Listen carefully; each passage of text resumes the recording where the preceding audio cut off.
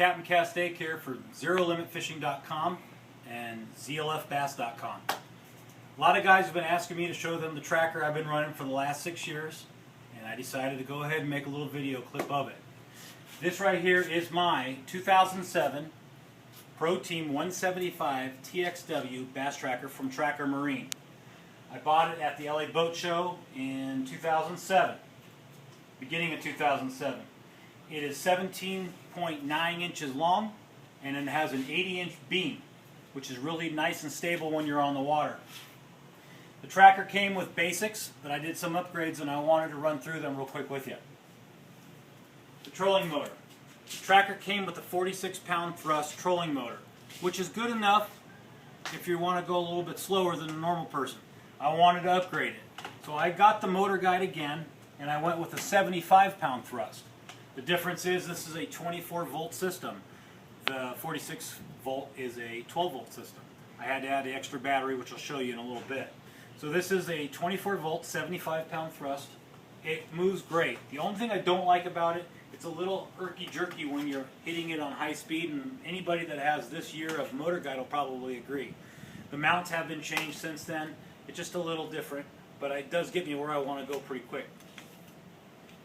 The trailer on the tracker is pretty cool. It's an all-welded modular tubular construction. One nice feature of it is has a swing-away tongue. The swing-away tongue allows me to get the boat into the garage, because without it, it would not fit. So I swing it away, as they call it, and I put it like that. Therefore, I can close my garage door.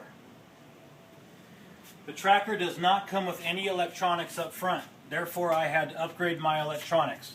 My electronics up here, what's cool about the tracker is they do give you some wiring in here to add an electronic device up front. So I didn't have to run any wiring, which was really nice. That's a cool feature. However, there was no graph up here. I went ahead and ordered the HDS 7 Lowrance HDS Gen 2 from Chad at Tackle Express in Canyon Country. Chad's a good dude. I'd go implore you to go see him. He has good contacts. This is a great meter. It's a good for the bow. Considering I had nothing up here before, you can't go wrong by getting yourself one of these. When I decided to get that, I decided to upgrade the bow or the console's trolling fish finder. It came with a Lowrance X37, which is about this big, and it was black and white. I decided to go big or go home. So I went with the HDS 8. I love this meter. This is the mama. This is the big bad daddy. It comes with some soft keys on the bottom that are shortcuts for all your needs to get to different menus. A little bit easier than the 7. But it's a bigger screen. It's actually an 8.4-inch screen, where the other one up there is actually only a 6.4-inch screen. So there is a 2-inch difference in inches on the 7 to the 8, rather than just an inch that you would think. But it's a great finder. I went with the ram mount. This enables you to spin it almost in any different direction that you want. Before I got the one up front, I used to swing it to the front every time I went up there, but that was not needed at this time now that I got the one up front. Tracker offers some storage, not a lot. Some of the bigger boats have better storage compartments, but for what I need it for, it's pretty cool. Behind the passenger and the driver's side seats comes this little compartment here that I keep the basics that I like to use. I keep little robos here. I got my 4.5 inches. I got some jackal, super pintails, those kind of things. I got some basic cranks, topwater baits, just in case I need quick access to them. And I guess this would be my jig box. Like to keep a good assortment of them for when the summer months get hotter and the fish go deeper. That's behind my driver's seat. As we come back down the side, tracker does not come with a spare tire. So what you have to do is buy your spare tire for your trailer and the spare tire mount. That's about a $300 purchase right there, total, with the mount and the tire. For some reason, maybe they do now. In 2007, again, when I bought this, it did not come with that. Let's go around to the other side. Oh, let's talk about my net. The net I like to use is rubber. A lot of guys have them. A couple of my friends have them. Buddy turned me on to it because the cloth netting, the regular net with the cloth material, your hooks, your barbs, don't tell me you haven't been stuck on those before, because I spend many aggravating hours trying to get that out. So with a shallow net, with a rubberized material, you're not going to have that problem. Over here in this compartment, it's also a storage compartment. But what I also did is added the LSS1 structure scan. This is going to give you the underwater image that the sonar won't give you. This is also Ethernetted to the front and the back via Ethernet cables, and it gives me a different view of the bottom, and anybody that searched a YouTube video would understand what I'm talking about. It's just a different, gives you bridges or trains or whatever, tracks, whatever's underneath the water that you normally wouldn't see very clearly with a sonar. You'll see it with the structure scan. It's also side imaging out to 400 feet on each side of the boat. This is just a general storage area as well. I got my life vest, flag, whistle, registration, some tackle bags. That's one of the compartments. Let's walk around to the other side of the boat. On this side of the boat, we're going to go all the way back to the engine. The tracker comes with a 25 horsepower basic, is their basic price at the first price. When you'll see this tracker, this boat, you can get for $13,000 or whatever. That's with a 25 horsepower, at least when I bought it again. I went with a 60, so I upgraded it. This is a 60 4-stroke, 60 horsepower 4-stroke Mercury. It has the ultra low emissions, so it's a DVL ready engine. Cast tank, yeah, you can still use 2 strokes on cast tank, pyramid, but eventually I can see it going the way of the 4-stroke. So I'm ready to go with that. If I have this boat that long, I don't have to worry. The next owner of the boat would be happy to have this engine as opposed to a 2-stroke. So I'm real happy with that.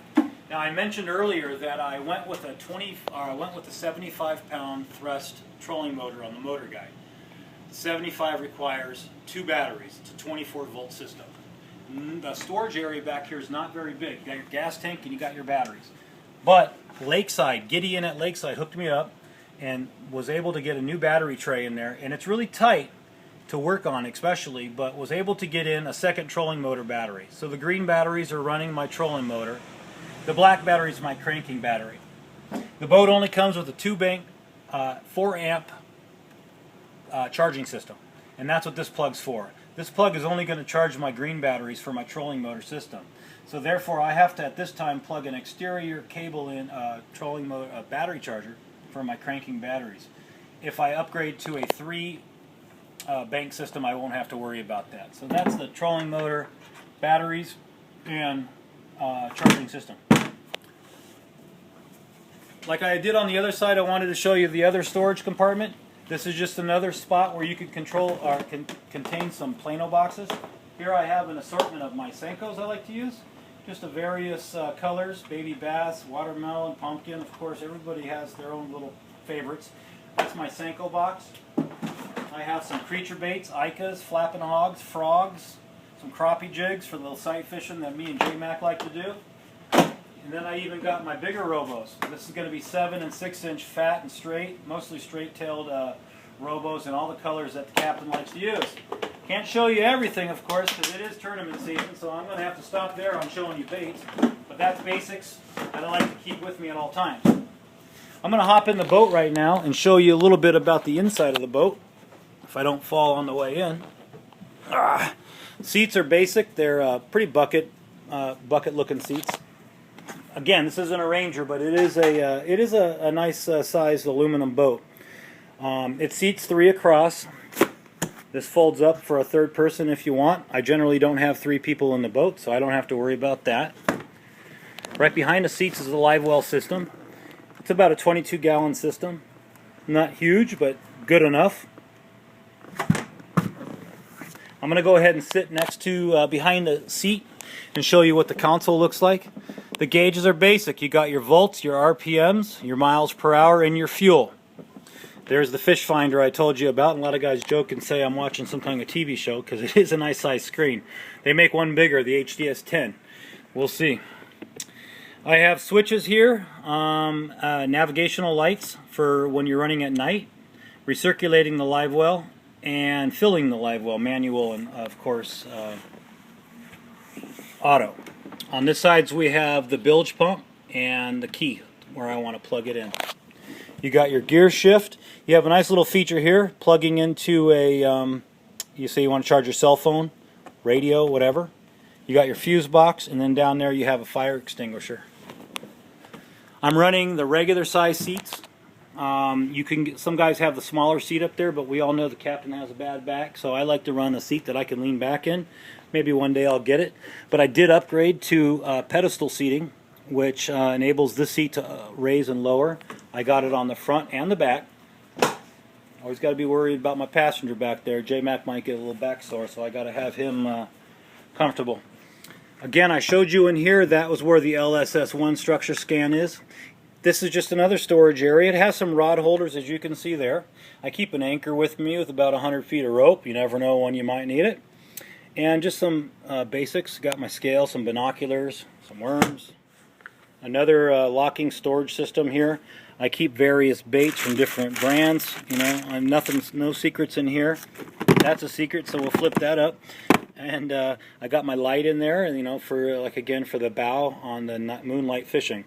I like to keep a one rod in here for with an ice jig at all times, because as we enter the hot months, the fish are going to go deep, and with the HDS scans, I'll be able to find them.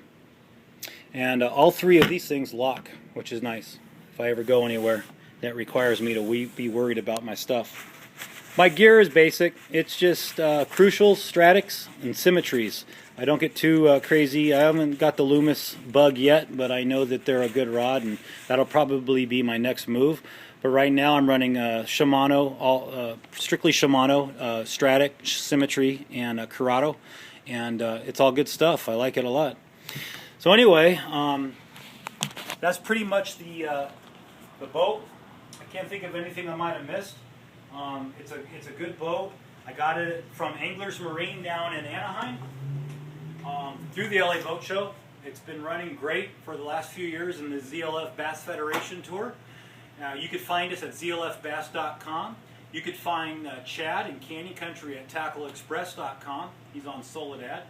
And it's a great boat. It's full of all stuff from Chad's shop, and I appreciate you watching the video. Hopefully you learned a little bit about the Bass Tracker, the 2007 ProTean TXW. This is Captain Castake. I'll talk to you next time.